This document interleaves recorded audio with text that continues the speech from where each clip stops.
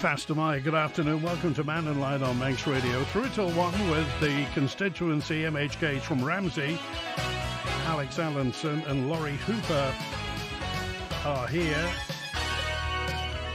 It was Monday the 13th of September 2021 that we all sat in the Mitre Hotel in Parliament Street in Ramsey and talked about the upcoming election. Well, both Dr. Allinson and Mr. Hooper were both re-elected, having served a term previous to that. So, Ramsey constituency today, any thoughts?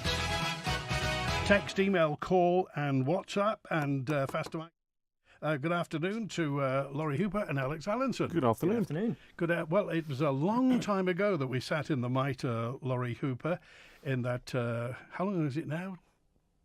Trying to remember. 2021 it was. We'd just come out of COVID. It was a different world then. How is Ramsey nowadays? I mean, do you see any, do you perceive any change in Ramsey, or are you so close to it that it just happens day by day? It's a difficult one, really, because a lot of the more local stuff is really dealt with by the commissioners, so it's not something that you're sort of as intimately involved in as an MHK. But no, I think what we're seeing now is the similar sorts of issues that were raised around the time of the election. Things haven't moved in some places as much as they could, perhaps. But no, generally, Ramsey's always just been a great place to live, and I don't feel that's any different now than it's ever been. And you were a commissioner before, of course. Yes, yeah. You did, was it 4 years as a commissioner? 4.5, because I did a bit after the not quite an election in 2016, before the general election in September. What's being a commissioner like in Ramsey? It's interesting. I'll give you that for free. The discussions we used to have around the board table got quite robust, if I remember rightly, Alex. Some of the conversations were quite difficult, but I always felt that the people around that table were there for the right reasons, trying to do their bit, really, to help make the town a better place. And so, yeah, it's a worthwhile experience, I think, for anyone that wants to try and give something back. Alex Allinson, the future of Ramsey and how it's come along? Yeah, I'm incredibly optimistic about what Ramsey has always been and what it can be again in the future. I mean, yes, 2021 seems a long time ago, and obviously from a government perspective, you're dealing with one issue after another. But Ramsey gets on and does things itself, to be honest with you. I mean, it doesn't ask very much from central government. It just gets on with things. So we've got quite a vibrant, commissioners there, vibrant Chamber of Commerce there, lots of local groups, lots of volunteer groups. You were up recently doing an outside broadcast on the pier. There is a lot of community feeling in Ramsey, which keeps it going. And on the high street, I mean, ever since I moved over to the Isle of Man in 2001, people have said, "Oh, what about the empty shops in Ramsey?" Any high street has empty shops, but actually, what I've particularly seen in the last 3 years is some really interesting, quite unique new businesses opening up. And people travelling from all over the island to come up to Ramsey just to shop. The free parking obviously helps, and the commissioners, certainly when Lawrie and I were there, and the commissioners now are absolutely committed to retaining that. They come up, they can go and shop, they can eat out, either for breakfast, lunch or tea. And it's just a really nice place to live. Okay, got a message in from Ray who said, I don't see any signs of progress with the Cummal Moor development. The future security of the unit is everything for the residents and the staff, and staffing the unit, says Ray, has become impossible from my sources. He must get some information from the inside. And what is the job security? So the future of Cummal Moor. Yeah, I mean, we can both talk about that, both from our constituency point of view and government point of view, really. Cummal Moor is an ageing building. It doesn't live up to modern standards of residential accommodation. They've got shared bathrooms. It's difficult if you're in a wheelchair to get in and out. But what it does have, again, is that community spirit. The staff there really care. They will look after people there through thick and thin when they can, and are completely dedicated to it. And I think that's why the people of Ramsey really trust Cummal Moor so much with their elderly relatives. Now, there were plans under the last administration to build a replacement for it. One of the issues with the new administration coming in was to, one, make sure that that was still valid in terms of things like the build quality and the price, which obviously lots of prices have gone up, and we need to make sure that it's affordable, but also that it meets the needs of the people, not just now but in the future. And so that's one of the reasons that Treasury are working very closely with the Department of Health and Social Care and then Manx Care to make sure that what we build is actually future-proofed, not just for now, but going forward in terms of the needs of the people of Ramsey and the people of the North as well. Lawrie Hooper? Yeah, so from memory, and I'm working from memory here, the plans for the new Common Moor are still, they're in the development phase. Yeah, so they're at the part of the capital programme which says, right, we've got a high-level plan, we've got planning permission, let's go fill in the blanks and colour in all the bits that need colouring in, essentially. So it's progressing through the government's capital programme at the pace that I would expect it to. So there's no issue there as far as I'm concerned. So my understanding is in the relatively near future it will come back through Tynwald for that kind of final vote ultimately. But as far as the Department of Health is concerned, it's progressing on track, really. As Dr. Allinson said, it does have emotional. The current Common Moor has emotional buy-in from the population. It may be a bit frayed around the edges and may not meet all the boxes that need to be ticked nowadays, but people trust it. So how do you replace it with something equally trustworthy? I think a lot of the trust there comes down to the staff, actually, and the culture of the place and the kind of way that they work and the very positive way they engage, not just with their residents, but with the community more broadly. That should never change, and quite frankly those staff also deserve a better place to work. And I know there's a lot of emotional attachment to the building itself, but the reality is what we're looking at doing as a department is replacing the physical structure with a more modern physical structure. In terms of the staffing and that ethos and that culture, I don't see why that would change at all. And will it be on the same site or a site nearby? Where will it be? So the planning permission is actually for the building behind it, so the old Coolnamary building, which is currently owned by the Ramsey Northern District Housing Committee. So in years gone by, there was an agreement in place that said, actually, we will build our new facility on your site, and you can then have the existing Common Moor facility to build some sheltered housing on. So essentially it's just a swap over of those two facilities. What I would like to see, and I think what would work really well in that area, is a sheltered kind of older person's extra care complex on the current Common Moor site, because then there's a lot of synergies between the nursing and residential care provided by the new Common Moor set against the kind of extra care sheltered accommodation that could be provided. So it could be viewed as a single site, because actually there's a lot of concern locally, and I get this, that you'd lose access to kind of the seafront views and the ability to sit out in the garden and that kind of thing. But if it's treated for all intents and purposes as a single location, really, for care of people who are a bit older, actually I think that could work really, really well. So that's the conversations that we now need to start having with Ramsey Northern District as we finish up the capital side with Treasury on what government wants to do with our bit and our money, is to then start talking to the commissioners around, okay, how do we support them in then developing that site into making it something that complements a new residential and nursing care home. Is it future-proof as far as numbers are concerned? So that is a really interesting question. So at the moment, what the department is looking at doing is replacing its buildings almost on a like-for-like basis. So you've seen that in Common Moor, and you'll see that in Rayton Bay and Summerhill View. So the department is going through and saying, we have a current number of rooms, of units. We're slightly increasing that, but essentially it's a like-for-like replacement in terms of numbers. What will be published in the very near future by the Housing and Communities Board is something called an Objective Assessment of Housing Need. So that is a piece of work that says, actually, this is roughly how many houses we think we'll need of various types, based on what they've done in terms of the analysis around the census and the growing population and the ageing population and all the rest of it. That will give us some real hard data in terms of how many houses of what type to build. So do we need flats? Do we need bungalows? Do we need extra care? Do we need nursing care? Alongside that, there's also a piece of work that I've asked Public Health to undertake, which they're due to report on pretty soon, that will give us more granular detail on types of housing that will be needed in terms of sheltered, residential, nursing, extra care provision. So this information, when taken together, will actually give us numbers, essentially. So it's something to aim for in terms of, well, how many do we need? Because at the moment, it's difficult to know. Actually, replacing like for like is fine, but should we be building extra of these buildings as well? Or do we have enough already? And so should we be spending our money on other types of housing? So that should hopefully all be coming together in the next couple of months, and we should be getting a real picture then of the shape of what housing need is on the island, Okay. which we can then build. And Alex Allinson, briefly, what's the timetable for Common Moor? When would you expect to see something starting to happen? Well, we're doing some preliminary work at the moment, just looking at the previous plans and proposals, making sure that they still meet the needs of the people of the north of the island. And again, we're not just replacing, bedrooms. One of the big aspects of Common Wall, one of the reasons it's got so much community buy-in, is it deals with respite care. It's got a day centre. Lots of people use that facility, not just the people who live there and call it their home. So it's important to replicate those and have that access. So certainly, we've gone through the existing plans. We just need to sense check that with the department, and then move forward in terms of the further design stage, and then get it out for tender. So when we go to Tynwald, we've got an up-to-date cost, and we know that it can be delivered on budget and on time as well. Okay, let's get to the phones now. And first caller on today, it's 17 minutes past 12. Hi, Wilf. You're live with Alex Allinson and Lawrie Hooper. Hi. This is one for Alex.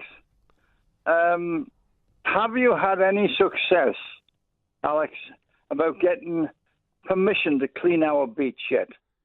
Yeah, well, lovely to talk. Lovely to talk to you, Will. So, if I could just explain to listeners, this is the South Beach, and there's a lot of sort of seaweed and debris that builds up there, just around about the Stone Pier and in front of the lifeboat station. And what Wilf has been trying to do is clear that up and get that sorted. One of the issues, Wilf, is whether that involves taking quite a lot of the gravel away as well, or whether it's just the seaweed. And so I've contacted the commissioners. They've put me in contact with DOI and DEFA. And so I'm just waiting for one of the guys from Highways and Harbours to come back to me so we can just sort of tidy that up in time for the summer season. Well, that's all right, Alex, but it's built right up now, and the thing is, if a bird starts to nest on it, then we're stuck then for at least 3 weeks. Yeah, and I know because they'll fence it off then, and then nobody can use it. Yeah, I mean, I know you've got out of your way to get some, local people involved, and they're going to be doing it for the commissioners and for the people of Ramsey. So I'd really like to support that as much as I can. One of the issues was, how much of that gravel and sand needs to be moved as well at the same time, and that's where it gets a little bit more complicated, I think, with the Harbours division. But certainly, I'm working with them to try to see if we can finalise this and get this done. I think one of the questions is, Dr. Allinson, why is this so complicated? It's a bit of seaweed on the beach in Ramsey that used to be taken away quite frequently and quite straightforwardly. Yeah, well, the taking away the seaweed is relatively straightforward. It's just whether you want to remodel the beach and take away all the sand and gravel that's been built up as well. And if you do that and expose some of the substructure there, particularly the seawall and the stone pier, then you could do some long-term damage to it. So that's why the Harbours Division, I think, and DOI have just been a little bit concerned, and they want to make sure that whatever happens there is done correctly and doesn't have any unintended consequences. But in terms of getting rid of the litter, again, we have beach buddies up really quite regularly. It's a clean beach, but some of that seaweed does need to go so that people can use it as a beach. And really, it's one of the best beaches we have in the north of the island. Wilf? Yes, but the thing is, Alex, beach buggies have never been near that beach. Never been on it. For some reason, well, I won't go into that. But anyway, the last time I got it cleaned for nothing, free, but the people want to take the gravel off, because I want the gravel taken off. I never asked any permission to anybody. I just asked these people to do it, and they said, yes, we will do it for free, and they're ready to do it again for free. But they want to take the gravel away. Now, they took a load of gravel away before, and that didn't compromise the wall at all. Yep. Because it's the wall goes a lot further down than these people seem to know. I know how far it goes down because I've got pictures of it. But you can take 10 feet of gravel off there, and it wouldn't make a heap of a difference to the wall. Yeah, I think the wall goes a lot further down than they think it does. Yeah, I think that it's the removing the gravel that I think the Harbours and DOI are concerned about. So as I said, I'm trying to set up a meeting so that we can go through that properly and see what can be done, as soon as possible for the summer season. Okay, all right. Wilf, we'll watch that with interest to see what happens for that. Thanks for calling today, Welf. We appreciate Okay, that. We'll all keep right. that. We'll keep all that on the boil. And talking of the sea, Lawrie Hooper, the flood defence scheme for the Quayside, one in from Lorraine, who just said, whereabouts is that situation? It went, didn't it, to DOI, then the commissioners didn't want what the DOI proposed. Has that money gone, or is there a chance to come back with any? So we actually met with the commissioners in January and talked about this. So my understanding is the flood defence scheme alongside the harbour is actually being agreed right now between the commissioners and the DOI. So the DOI basically going through the right process to make sure that people who should be involved and should be supportive are involved and are supportive, and then I think they'll go through the funding process or whatever steps they need to take then to resolve that. So the last I heard was it was with the commissioners still to be whether they're supportive or not. What didn't they like last time? Was it losing the car parking? It was a variety of issues. So I think there were concerns around the car parking, there were concerns around access to the working harbour, there were some concerns around the cost and the height of the wall. There were lots of various concerns raised by the commissioners to the previous design. I think what they really were expecting the DOI to come forward with was something a bit more basic, a bit more cost effective, and I think some of the commissioners were concerned the DOI were trying to do a kind of all singing, all dancing kind of piece of work. So hopefully the new designs that come forward will be more aligned with what the commissioners are expecting, and then hopefully they'll be able to make some progress on it. Dr. Allinson? Yeah, I mean, it's interesting how the term coastal overtopping has suddenly become part of vocabulary. But when you look at Ramsey, it is one of those, really at-risk flood areas, either from the sea coming up or from the Selby River going down. And I think what Lawrie and I have both tried to do is make sure that the flood defences, the amount of investment that's gone on right around our coasts also comes to protect the people of Ramsey and particularly the businesses on Parliament Street. You're quite right that previous proposals haven't been met with favour by the commissioners or the local Chamber of Commerce, particularly in terms of loss of parking. But we do need to do something there to secure Ramsey. The other aspect of the work that was going to be done was actually rebuilding the highway there as well, which does need doing. It is a little bit uneven, and also putting in the infrastructure there, particularly in terms of drainage, so if water comes in, it can drain out quite quickly. So there's quite a lot of work that needs to be done, and that needs to be done properly and in conversation with the local people. Okay, thanks, Lorraine. Another one in. This is Hugh now, and it's concerning Parliament Street, where you've broached this sake. I mean, there aren't any more kind of empty shops proportionately than anywhere else. But how do you feel about the makeup and the future of Parliament Street, Lawrie Hooper? To be fair, I love Parliament Street, quite frankly. I think it's great. I was never a huge fan of the regeneration that went on in terms of the road design. That I think has caused us a few issues over the years, but it looks like the DOI are in the process of fixing some of those now with the speed bumps and whatnot, so it looks like we're seeing some progress. But in terms of the shopping, actually the shopping street is pretty decent. You can get pretty much everything you need in town. I've never really found that to be too much of an issue. Yes, new businesses come and go. I think that's the nature of running a small business in a quite highly competitive retail environment. But by and large, I find I very rarely have to travel to Douglas in order to get the things I need, get the things I want, and quite frankly, an afternoon out in Ramsey is far more enjoyable than an afternoon out in the Big Smoke. So from my perspective, yes, things could always be a bit better. Government really can do a bit more to help with things like regeneration support and funding, but by and large, I think Alex said it pretty well when he opened up. Ramsey's generally just quite a nice place to be. Are you happy that, Ramsey is distinctively different to most places on the Isle of Man? Yeah, and I think that's one of the things that really attracted me to come back actually to Ramsey, was the fact that it is quite unique. It isn't the same as Douglas, it isn't the same as anywhere else. It's got its own kind of unique feel, I suppose is the way I'd describe it. And yeah, so I can't really speak highly enough of the place. Yeah, Lawrie talked about the regeneration scheme, which obviously was to do with shop owners and helping them renovate their shop fronts. I think that was really quite successful. That a large amount of money went in terms of Parliament Street to do the roadway up, and that's had knock-on benefits. The courthouse, again, is being used more and more for public functions. What we do need to do, though, is deal with some of those vacant and derelict properties along Parliament Street, which are a blight to many of our towns and also our city. Yeah.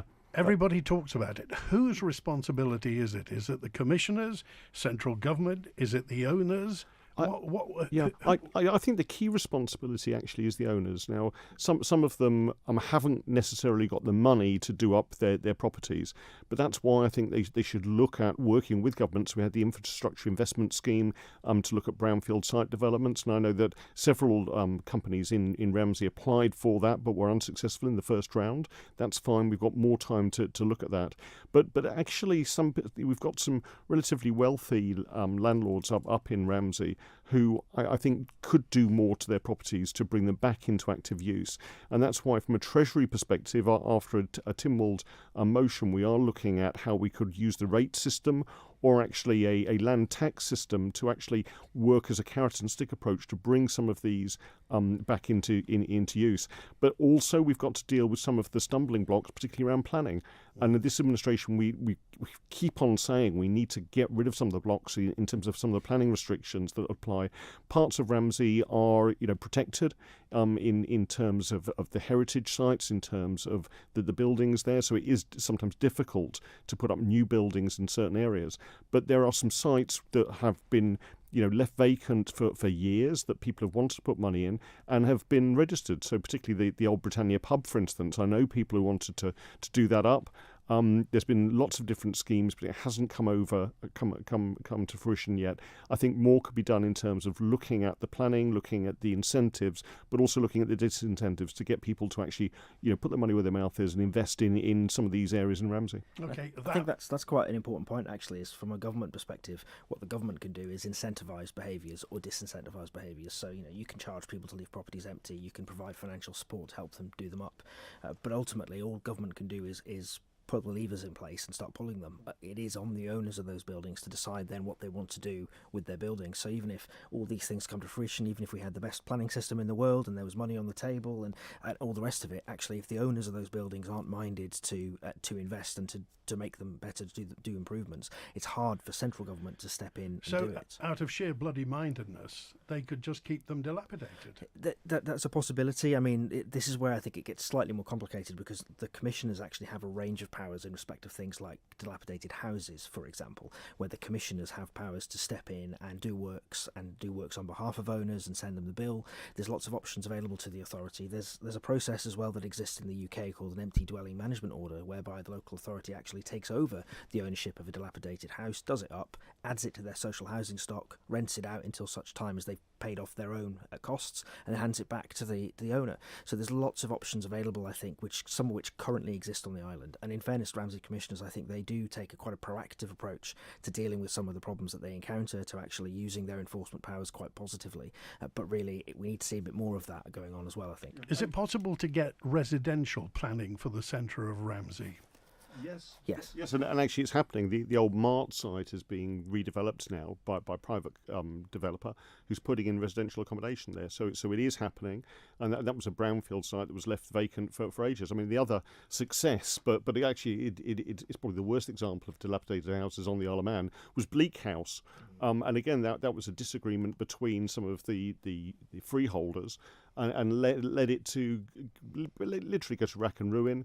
The commissioners stepped in, put a new roof on it because the water was flowing through to the adjacent property. It is now being done up, but that's taken a long time to actually get that over the threshold because of issues with disagreements between the owners. And again, it's how much government, either local or central government, want to step into some of these issues in terms of compulsory purchase. We don't tend to do that on the Isle of Man because it's seen as a bit draconian and the last measure that you want to do. But actually, I think in some cases it's the right thing to do.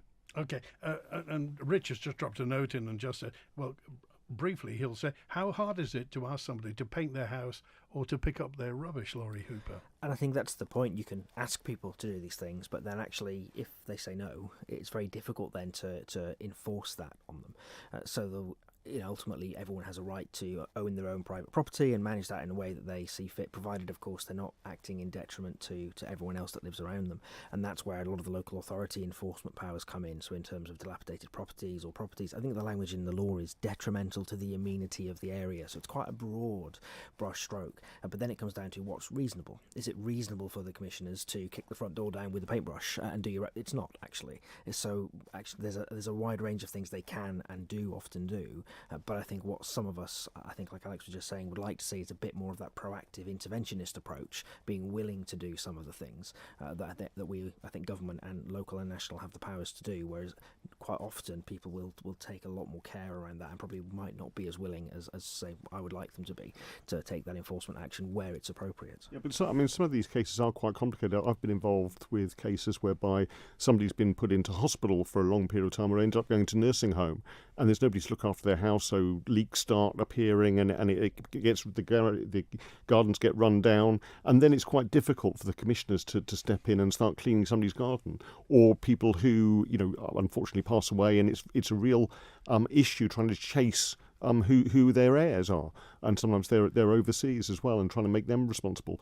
I mean, as I said, there is work going forward in terms of looking at those properties that are zero rated because they're uninhabitable or derelict, and trying to say, well, hang on a minute, that's only for a certain length of time. It's up to you as the owner, your responsibility to either repair that house or that shop and put it back into active use, or we're going to charge you rates for it. We've got to actually look at how we can incentivise people to do the right thing. OK, we're live with the Ramsey MHKs today, Lawrie Hooper and Alex Allinson, and we're on till 1 today. Text, email, call and WhatsApp. Everyone's more conscious of energy usage nowadays. So Manx Utilities has begun installing smart meters for standard domestic customers island-wide. With our Smart Living app available too, you'll be in control of tracking and managing your energy. No need to contact us. We'll be in touch when we're ready to fit your smart meter. Visit the Smarter Living page at manxutilities.im. Manx Utilities, delivering a smarter future. Construction waste today. Tells recycle for another day. A builder skip or two. Tells Skips will bring to you. At Tells Skip Hire and Waste Disposal in Snugborough, you only pay for the waste you bring. For waste disposal and skips, give us a call on 677 137. That's 677 137. Visit Tells today or find Tells Limited on Facebook. Call Tells Skips today. 677 137. Staying younger looking, it's our primary objective. The holy grail of skin aesthetics. But it's not any one product, it's a state of mind. At the Tracy Bell Clinic, it's our passion and desire to innovate, to reinvent, recreate, reimagine everything over and over again. Are you ready for a change? Try our exclusive Alma Laser Skin Treatment. The results are remarkable. Call the Tracy Bell Clinic on 613 323 for a consultation. Are you concerned about your eye health? Holmes & Davidson Opticians in Douglas are proud to offer the Eidon Ultra-Wide Field Retinal Imaging and Heidelberg 4D OCT systems, state-of-the-art machines that allow early detection and management of eye diseases. Don't wait. Book your appointment today and ensure the health of your eyes with the best technology available. Call 676 230 or visit holmesanddavidsonopticians.co.uk now. I'm Amy Griffiths, and on this week's Island Life, we're talking about housing. During the 2021 election campaign, it was one of the most important topics for people on the doorstep. But with rental shortages, high average house prices and limited support for first-time buyers still issues on the island, is it still a priority for this administration? Find out tomorrow evening at 6 o'clock or available as a podcast at manxradio.com. The Mannin Line with Andy Wint. And Lawrie Hooper and Alex Allinson are in today, MHKs from Ramsey. And Stephen, good afternoon. You're live with the Ramsey MHKs. Good afternoon. Good afternoon, Ramsey MHKs, and good afternoon, listeners. I was just listening to both your comments and speaking about dilapidated and vacant properties, and I heard you both speak about giving plenty of stick to the owners, but there's several aspects to this that I would like you to consider, and that is a number of years ago there was a very well-appointed grant system of help to single property owners to enable them to complete big works that could be repairs to the roof, electrical, structural repairs, and there was a good grant system. Now, I believe that was withdrawn a number of years ago, and has been initiatives. I know that the Department for Enterprise, for example, has been giving substantial numbers of sums for big property development, new development in the main, and you've got the MDC, which is getting enormous sums of money. But it would appear that the 5,000 odd empty properties around the island, that you either have ignored them or felt it's unable for you to help bring these properties back into use.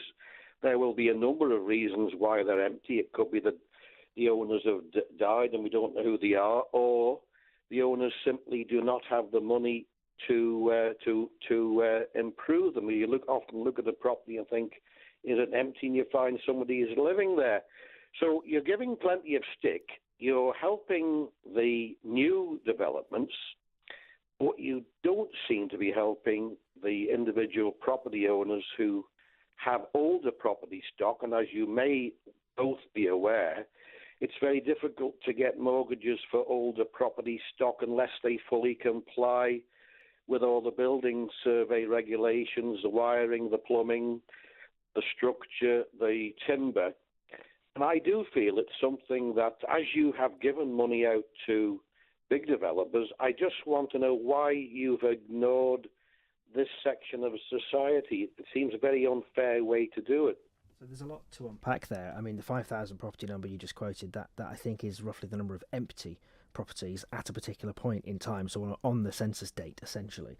But most of those aren't dilapidated. There's a huge difference between a property being empty and being uninhabitable or dilapidated. The actual numbers of dilapidated properties on the island will be far, far smaller than that.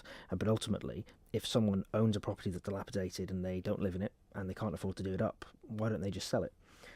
It definitely is possible to get mortgages on properties that are quite old and not up to code. I mean, the house I bought was old and not up to code. That's the nature of buying a property that's been around for 50 or 100 years. That's not uncommon, actually.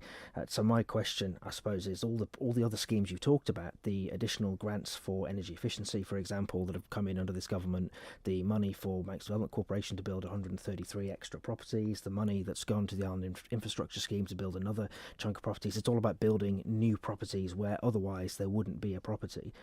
If we were in a situation where there were people out there trying to sell their dilapidated property and they couldn't sell them, I think I'd have a lot of sympathy for the argument that you're making. But the reality is, in most of these cases, it's people that own one of these dilapidated properties that don't want to sell it. They want someone else to give them money to do it up so they can then make more money out of it, ultimately. And that's not a position that I necessarily agree with. So I think if someone wants to sell a property that they can't afford to do up, I think that is perfectly reasonable, and I think if there were issues out there in terms of people getting mortgages to buy those properties, again, I think that would be an issue we'd need to look at. But at the moment, as we've seen with kind of the Built Heritage report that's coming to Tynwald shortly, this kind of call for property owners who own a second property but they can't afford to do it up, they want the taxpayer to stump up some cash, I don't really think that's a reasonable position to be in. Yeah, it's interesting. So I can remember going canvassing in 2016 and meeting a lot of people who lived in big, older properties who wanted to downsize, but the property market at the time meant that they just couldn't sell. I think that's changed now. People are looking at buying older properties and doing them up. Stephen's quite right that there was an existing scheme that I think stopped by Eddie Tier over a decade ago, which looked to give people grants to do up their houses. What we now have done is replace that with the Green Living Grant Scheme, which concentrates on energy efficiency of existing houses, gives up to £5,000 to help people put things like double glazing, insulation in to improve their housing. And actually going forward, there are a lot of other schemes from the private sector to help people do up their houses. But we do live on an island where some people are asset rich and cash poor, and I think it's difficult to deal with that. I've looked at various options such as equity release schemes and things like that so that people can do up their houses.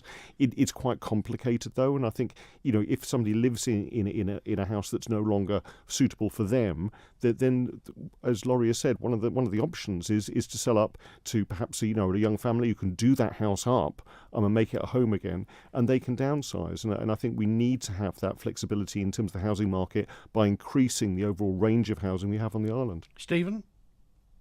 Well, I think Mr. Hooper completely missed the point, whether deliberately or by accident. Mr. Allinson, you've identified there is a problem, but you haven't really come up with the solution. An easy solution would be to reverse, if it was Mr. Tier's decision to stop the grant system. So I do think you're missing a trick by not having the grant aid system to help people. I do believe that was a good way to incentivize people. I don't know where Mr. Hooper's figures come from that banks will give money for older property, because a lot of people I speak to say it's impossible to. So we're both speaking with different opinions. Okay, Lawrie Hooper. Yeah, so like I say, I think I'm talking about people that have a second property that they can't afford to do up. I think it's a slightly different kettle of fish if you're living in a property that is unfit. But ultimately, again, right now at least, you can find a pretty good market for selling those properties and moving into somewhere that is more suitable for you.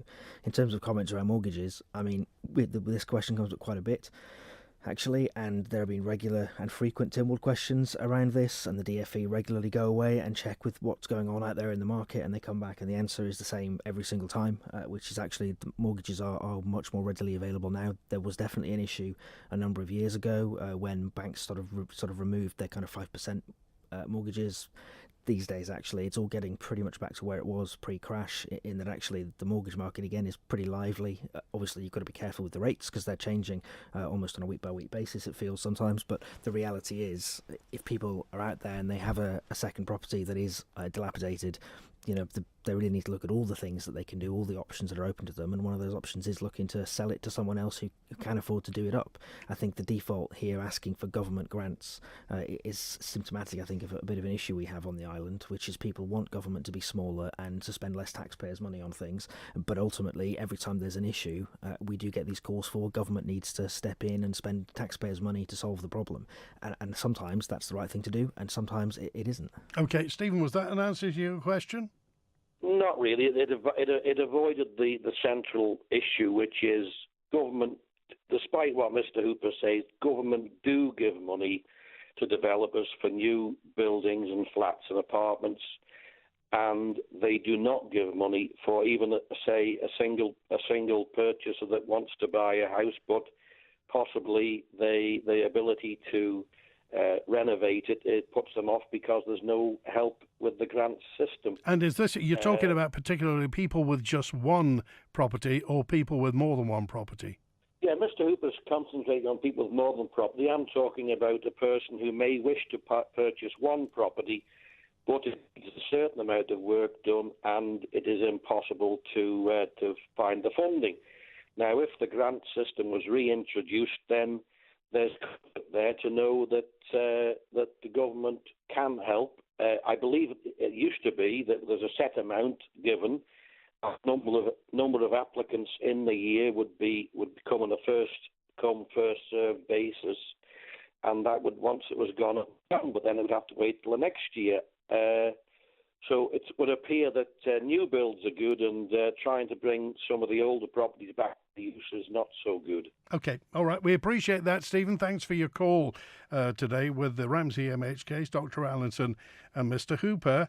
And Alex Allinson, you were saying you once saw a file with how many bits about the marina on it? How many chapters were there? It was when I was a Ramsey commissioner, and one of my predecessors gave me a huge, great file about all the various schemes that had been proposed for Ramsey, but none had really progressed. Can you tell me, where are we with the proposed marina? Well, the last proposal that came forward was a private proposal in terms of making it on the South Beach, going all the way up almost to the pier. There was lots of talk, and we're going back now about 4 or 5 years.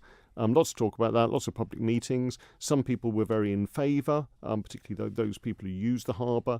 Some people were very against, in that they saw it very, very much as losing their beach. And as Wilf has said, the South Beach is very well used and one of the nicest beaches that we have in the north of the island.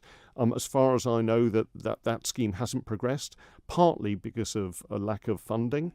because it was a private scheme. It was made quite obvious at the time that there was no government money going to be put into it, but partly because of the environmental impact of it as well, both in terms of the beach, but also what lies under the water, particularly eelgrass, and we now, I think, are a lot more aware of our maritime environment. That whole area is a protected area, so doing large-scale development on it would probably be against most of the restrictions we have. So I think that scheme has been and gone. I don't think anyone's called the day on it in terms of the particular individual who was promoting it to begin with. But from my point of view, that there is no active marina scheme for the North going forward at the moment. Okay, before we go to Lawrie, I'll just read you an email I've had from Martin regarding this. I listened to the manifesto broadcasts of candidates seeking election a few weeks ago. This is the one that goes back to 2021. Now, most commented on the need for economic growth to preserve the shopping area, standards expected in Ramsey, yet almost in the same breath, some of the people seem to be against the development of a 24-access marina in Ramsey. The Isle of Man has limited time access marinas in Douglas and Peel and limited anchorages elsewhere. Hence, a few cruising yachtsmen contemplate the Isle of Man as a location to sail to or even to include in their passage plans. Here is an enormous opportunity to put Ramsey on the map, provide a stimulus to economic growth and provide jobs related to our maritime heritage. So why we're so resistant to change and reject such opportunities that land in our lap, says Martin. Lawrie Hooper, would you like to see Ramsey with a marina? I think I could challenge much of what was in that correspondence, actually. So in short, I think there would be benefits from having a kind of marina in Ramsey. My view is it would be much better served inside the harbour area to support harbour regeneration, but actually the location of the last proposal on being on the South Beach was very much a non-starter, I think. I mean, they made the arguments around economic growth and all the jobs it would create, but the reality is if you build a marina with lots of shopping facilities there, how many of those people that visit the island are going to walk down Parliament Street? And the answer is probably not a lot. So what you'd be essentially doing is drawing business out of Parliament Street onto the seafront, basically, to where the new development was. So I was never convinced that actually the job creation and the economic activity they were talking about would be anything other than displacement. It would displace activity that already goes on and just move it somewhere else, which would be to the detriment, I think, of Parliament Street, Ramsey, and actually all the local businesses we already have. So again, from my perspective, it was a private development. I think it was a non-starter for various reasons, a lot of which Alex has already talked about. I don't think it really was going to go anywhere with the location that it was, especially in the light of the significant public opposition from the people in Ramsey. So in short, I think a marina in the north would probably be beneficial. I think the one that was previously proposed to be built on the South Beach was very much not going to be the right thing for Ramsey. Okay, back with the final word with the Ramsey MHKs in a moment. Just a quick word.